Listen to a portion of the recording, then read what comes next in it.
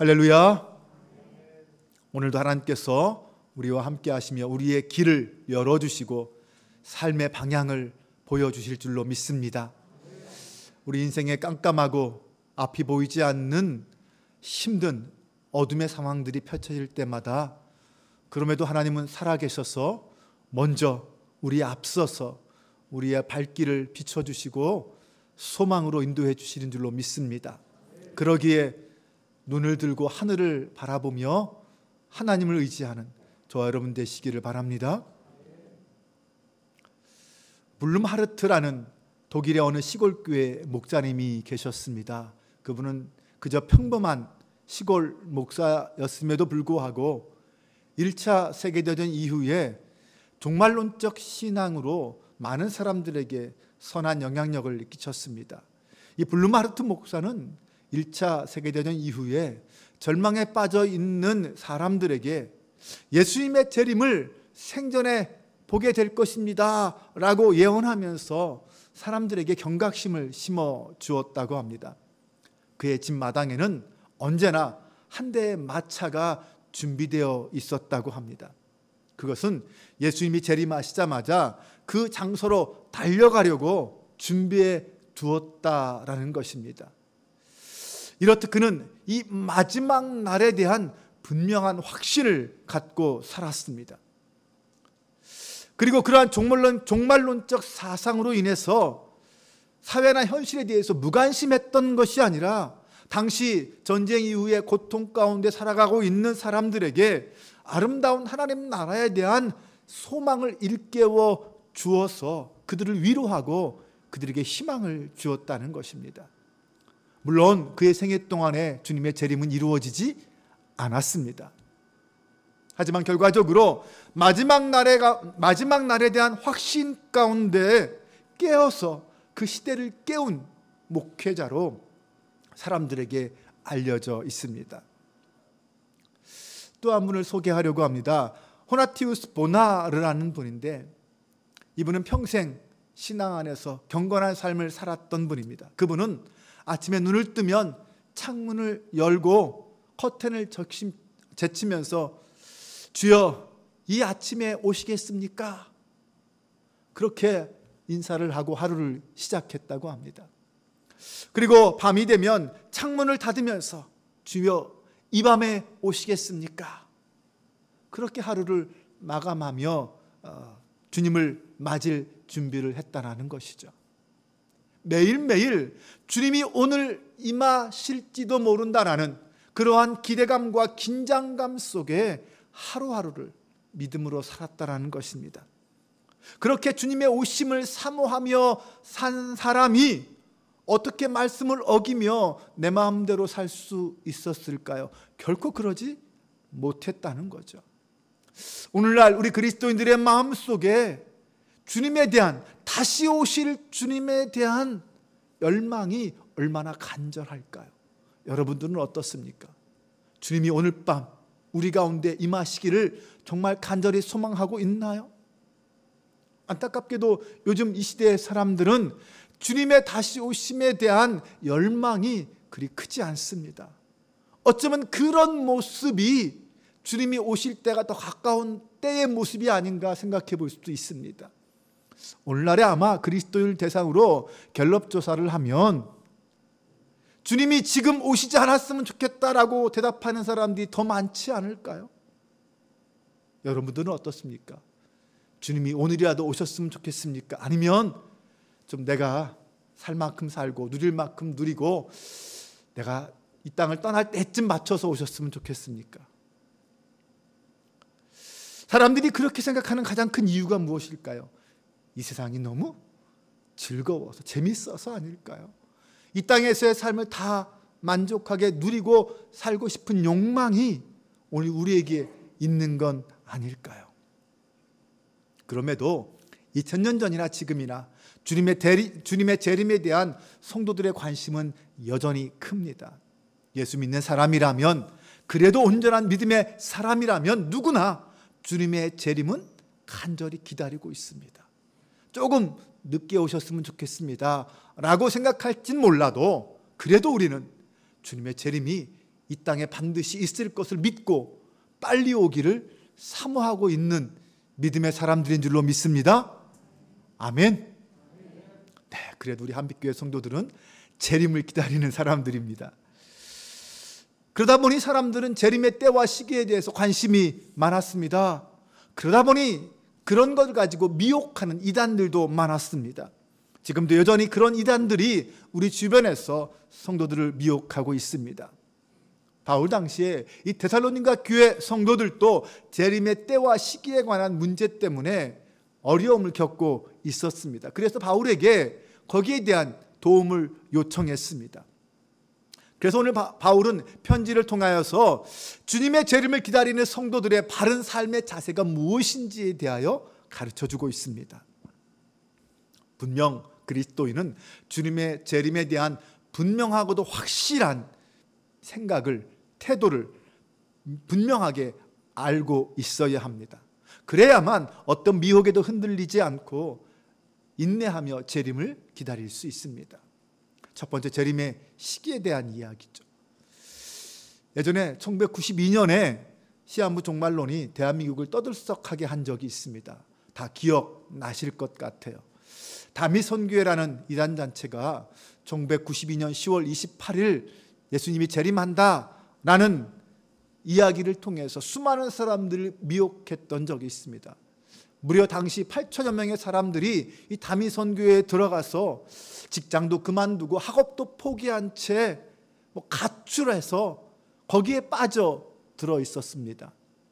하지만 우리 예수님은 분명히 우리에게 말씀해 주십니다.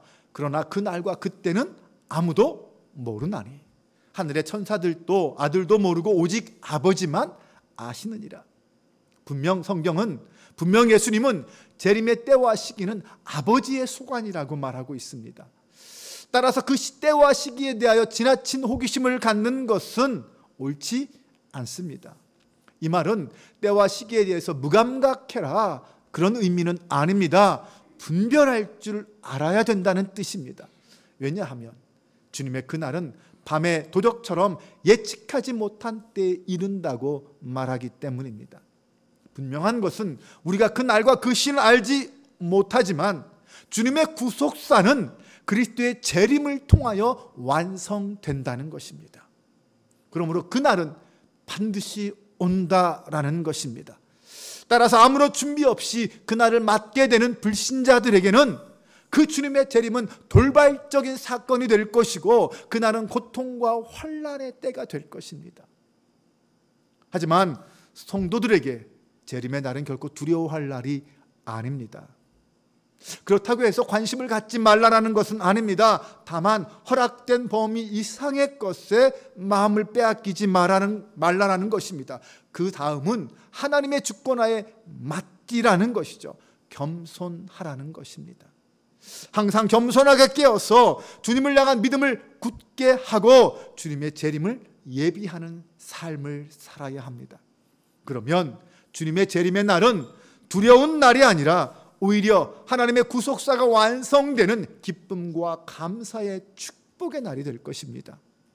주님이 언제 오시든 기쁨으로 그 날을 맞이할 수 있도록 늘 깨어 준비하는 저와 여러분 되시기를 바랍니다. 우리는 살아가면서 전혀 예상하지 못했던 일을 겪을 때가 있습니다. 그렇죠? 아무런 준비도 없이 손님을 갑자기 맞이해야 할 때도 있고요. 전혀 생각하지 못했던 큰 어려움, 사고를 겪을 때도 있습니다. 주님의 재림은 그렇게 돌연히 우리에게 임한다고 말합니다. 주님은 그렇게 오시기 때문에 늘 영적으로 깨어 긴장감을 유지해야 합니다. 안일하게 살지 않고 늘 깨어 경각심을 갖고 있어야 합니다. 오늘 나의 평소의 삶의 모습은 주님의 재림을 염두에 둔 삶의 모습일까요? 주님의 재림을 생각하지 않고 안일하게 사는 사람에게 멸망은 홀연히 임한다라는 것을 기억해야 합니다. 두 번째, 재림을 대비하는 삶의 모습을 배워야 합니다.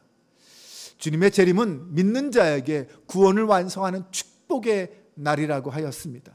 그래서 종말을 두려워할 거나 근심할 필요가 없다고 했습니다.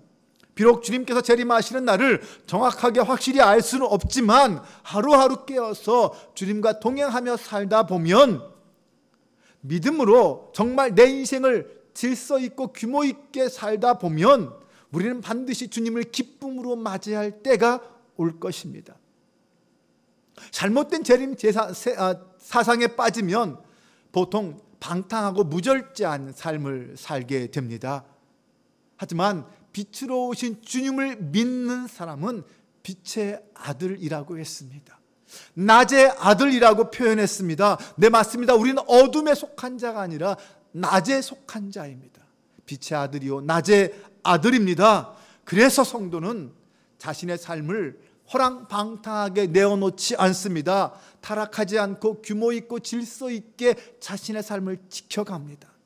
오늘이라도 주님이 오실 것이라는 종말론적 의식을 갖고 매일 두렵고 떨림으로 나의 구원을 완성해 나가는 사람이 성도입니다. 그런 의미에서 성도의 삶은 피나는 영적 전쟁을 치르고 있다라고도 할 수 있습니다. 우리는 그리스도의 군사로서 그런 눈에 보이지 않는 세상과 그런 대적들과 영적 전쟁을 치르고 있습니다. 그래서 믿음과 사랑과 소망으로 무장해서 마지막 때까지 이 사탄과의 싸움에서 반드시 이겨야만 합니다. 그런 성도의 삶을 오늘 본문에서 바울은 빛의 아들, 낮의 아들이라고 했습니다.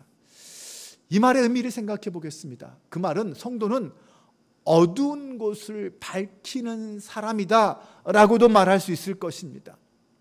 그러므로 빛의 아들, 낮의 아들은 성도가 이 땅에서 살아가면서 누리는 특권이자 축복입니다. 책임이기도 하죠.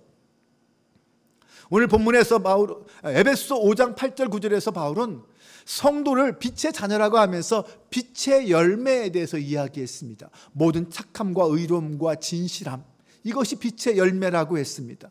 어둠에 속한 자는 도적같이 임하는 주님의 재림을 맞이할 수 없습니다.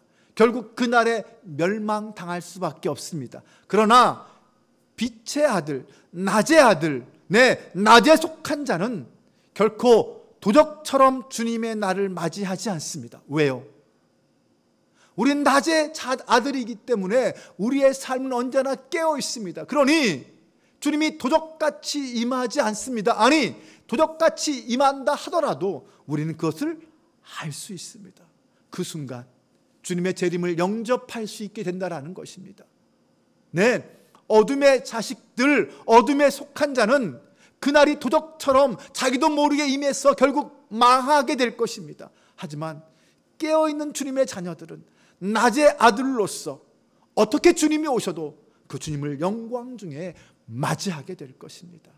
이것이 그 차이입니다. 그래서 바울은 빛의 아들로서 자지 말고 깨어 정신을 차리자라고 권면하는 것입니다. 다 같이 6절에서 8절 말씀을 한번 화면을 보면서 같이 읽어보겠습니다. 그러므로 우리는 다른 이들과 같이 자지 말고 오직 깨어 정신을 차릴지라. 자는 자들은 밤에 자고 취하는 자들은 밤에 취하되 우리는 낮에 속하였으니 정신을 차리고 믿음과 사랑의 호심경을 붙이고 구원의 소망의 투구를 쓰자. 아멘. 낮에 속한 자는 정신을 차리고 있기에 어떤 시간에 재림을 하든 상관이 없습니다. 주님이 어떻게 재림하든 상관이 없습니다. 늘 주님을 맞을 준비가 되어 있기 때문입니다. 깨어있다라는 것은 바로 그런 것입니다.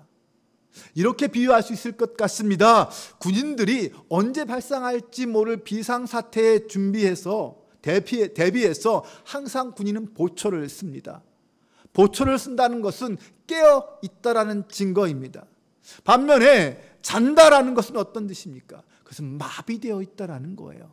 그들의 영적 감각은 무감각하고 무지각하고 무의지한 상태에 있는 것입니다.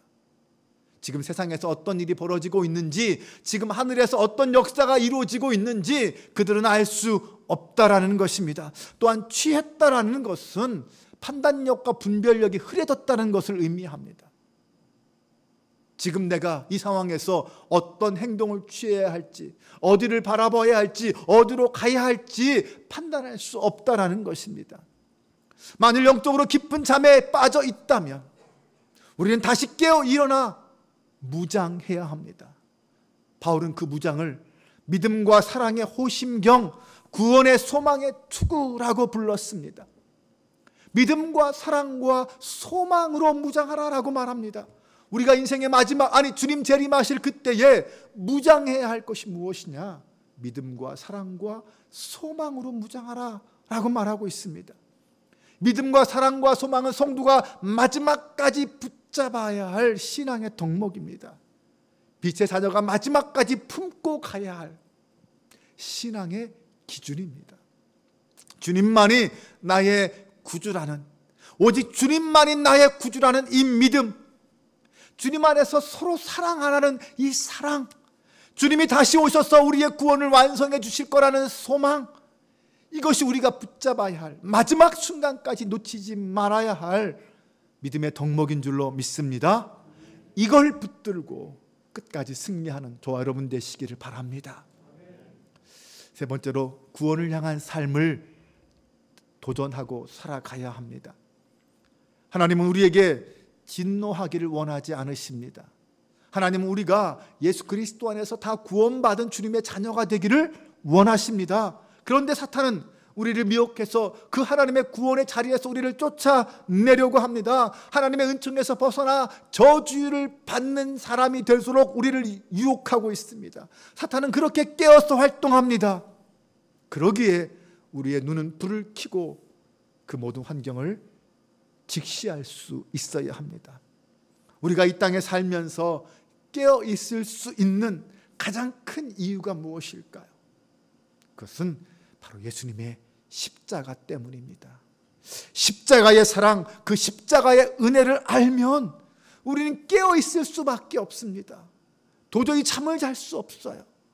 오늘 9절에서 11절 말씀을 다시 한번 화면을 보고 같이 한번 읽어보겠습니다. 하나님이 우리를 세우심은 노하심에 이르게 하심이 아니요 오직 우리 주 예수 그리스도로 말미암아 구원을 받게 하심이라. 예수께서 우리를 위하여 죽으사 우리로 하여금 깨어있든지 자든지 자기와 함께 살게 하려 하셨느니라. 그러므로 피차 권면하고 서로 덕을 세우기를 너희가 하는 것 같이 하라. 아멘. 우리가 주님의 십자가와 주님의 죽음을 묵상하며 주님의 한량없는 그 은혜를 음미하며 선하신 주님을 찬양할 때 우리는 깨어 있을 수 있습니다. 그런데 우리의 구원은 나 혼자만 구원받으면 되느냐? 그렇지 않습니다. 나 혼자만 구원받는 건 의미가 없습니다. 생각해 보세요. 예수님께서 부활하셔서 하나님 나라를 세우셨는데 거기에 달랑 나 혼자 가 있다고 생각해 보세요. 그게 무슨 의미가 있습니까? 주님이 주시는 축복, 주님이 주시는 능력, 그 은혜와 사랑, 그 감격 나 혼자 누리면 얼마나 누릴까요? 네, 함께 그 축복을 누리고 그 영광을 누리고 그 감격과 그 은혜를 누릴 공동체가 있어야 하지 않겠습니까? 네, 하나님은 나를 이렇게 먼저 하나님을 알고 구원받게 해주신 이유가 있습니다. 그것은 이 땅의 모든 사람을 구원하길 원하시는 하나님, 그 하나님의 뜻을 나를 통해 이루시기 원하시기 때문입니다. 우리는 그 하나님의 은혜의 도구가 되어야 할 줄로 믿습니다. 하나님은 지금도 당신의 백성들이 그 수가 차기까지 인내하신다고 했습니다. 네, 아직도 주님의 재림이 임하지 않은 것은 우리의 구원을 간절히 기다리고 계시는 그 주님의 사랑과 인내 때문입니다. 그러므로 우리는 주님의 재림을 대마하면서 서로 격려하고 위로함으로 더 많은 사람들이 구원에 이르도록 힘써야 합니다. 나아가서 낙심하거나 절망하는 사람이 없도록 피차 덕을 세우고 권면하는 일에 힘써야 합니다. 주님의 날에 나와 내 사랑하는 사람들이 함께 주님을 기쁨으로 영접할 수 있다면 그것이 얼마나 감사하고 기쁜 일일까요? 그날을 위해서 그 모습을 상상하면서 하나님 앞에 날마다 영혼을 위하여 기도하는 저와 여러분 되시기를 바랍니다. 오늘 우리는 하나님 앞에서 연약한 죄인들입니다. 그러기에 죄인이기에 우리는 나 혼자만의 힘으로는 우리의 구원을 이루어 완성해 나갈 수 없습니다. 그래서 주님의 십자가가 필요한 것 아닙니까? 나의 힘으로 구원할 수 없기에 주님이 십자가로 나의 모든 죄를 감당하신 것 아닙니까? 또한 그래서 함께 구원을 향하여 완성하고 걸어나가야 할 공동체가 필요합니다. 함께 손잡고 구원의 길을 걸어갈 동역자들이 필요합니다. 구원의 은총에 비추어짐을 받은 성도는 그래서 함께 서로 모여서 기도하고 격려하고 위로하며 함께 구원받은 하나님의 자녀로 성화에 나아가야 합니다. 이것이 하나님 우리를 먼저 부르신 목적이요 계획이었습니다. 하나님이 주신 은사를 따라 살며 서로 받은 은혜를 나누며 살아가는 것, 이것이 오늘 우리가 선택해야 할 성도의 삶입니다. 마지막 때가 가까우면 가까울수록 우리의 고난과 시련은 점점 더 커지고 많아질 것입니다. 이때 우리는 서로의 믿음을 지킬 수 있도록 서로 위로하고 격려하고 기도해 주는 것이 더욱 필요합니다. 그렇게 함께 성장하고 함께 성숙해 가야 합니다. 이것이 오늘 우리가 걸어가야 할 모습들입니다. 사랑하는 여러분, 오늘 여러분이 속한 공동체의 모습은 어떻습니까? 우리 교회의 모습은 어떻습니까? 나의 속회와 선교회, 우리 가정의 모습은 어떻습니까? 서로 위로하고 격려하며 한 해 함께 손을 잡고 구원을 향하여 나아가는 모습들입니까? 신앙 공동체는 밥만 먹는 공동체가 아닙니다. 성령 안에서의 교제는 영적 친교와 사귐과 덕을 세우며 서로의 영혼을 책임지는 데까지 나아가야 합니다. 거기까지 가야 승리하는 거예요. 하나님의 뜻은 거기에 있습니다. 물론 우리가 그들의 영혼을 구원할 수 없습니다. 그 구원을 책임질 수는 없습니다. 하지만 우리는 주님의 십자가를 소개할 수는 있습니다. 말로 소개하고 사랑으로 소개하고 갚을 수 없는 은혜로 소개할 수 있습니다. 그리고 그가 그 은혜 안에 거하도록 함께 도울 수는 있습니다. 우리는 그 일을 감당할 수 있습니다. 성도의 올바른 교제는 먼저 주님과의 올바른 관계에서부터 시작됩니다.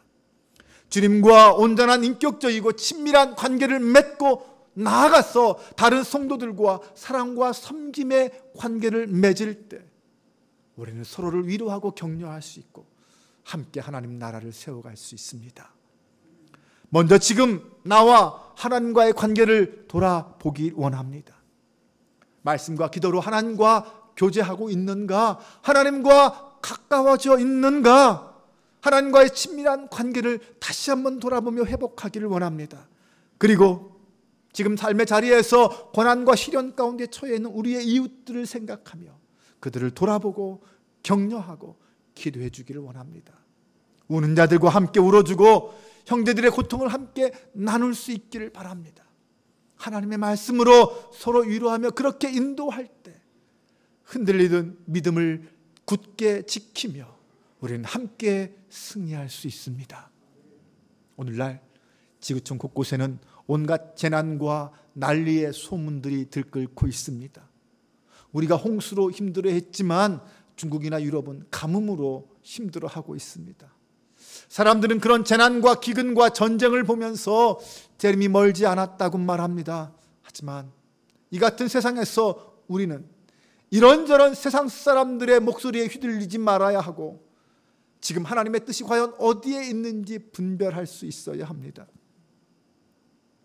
재림의 날까지 우리가 해야 할 일은 무엇일까요? 재림의 날까지 우리에게 주어진 사명은 하나님의 십자가 복음을 전하는 것이고 그리고 사랑으로 섬기는 것입니다. 그것이 우리가 이 땅의 마지막 순간까지 해야 할 사명입니다. 믿음과 사랑과 소망을 붙잡고 주님이 다시 오시는 그 순간까지 믿음의 길을 걸어가는 저와 여러분 되시기를 바랍니다. 우리는 빛의 자녀입니다. 늘 깨어 주님을 고대하며 함께 덕을 세우며 살아가는 빛의 자녀로서 저와 여러분이 될 수 있기를 주님의 이름으로 축원합니다.